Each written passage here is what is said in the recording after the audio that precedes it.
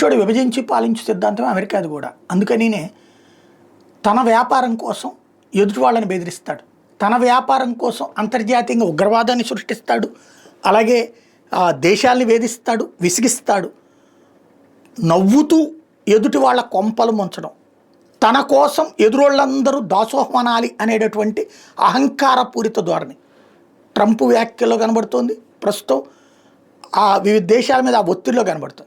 China దగ్గర నుంచి steel కొనకుండా వియత్నాం బ్యాన్ పెట్టుకుంది. ఇప్పుడు ఎందుకయ్యా అంటే అమెరికా వియత్నాం మీద ప్రెషర్ పెట్టింది. ఈవెన్ మనల్ని కూడా చైనాది కొనొద్దంటేనే చైనాది కొనడం, నీ దగ్గర కొనరా, మాది మేము కొనుక్కుంటాం, మేము తయారు చేసుకుంటామని మనం సీరియస్గా దృష్టి సారిస్తున్నాం. అంటే అమెరికా ప్రపంచవ్యాప్తంగా క్రమంగా చైనా వ్యతిరేకంగానే కాదు, భారత వ్యతిరేక యాక్టివిటీకి కూడా రెడీ అవుతుంది. ఎందుకంటే నెంబర్ 2, నెంబర్ 3 స్టేజ్లో ఉంటున్నాయి ఫైనాన్షియల్గా, వాటిని దెబ్బకొట్టే ఎత్తుగా నడుస్తుంది.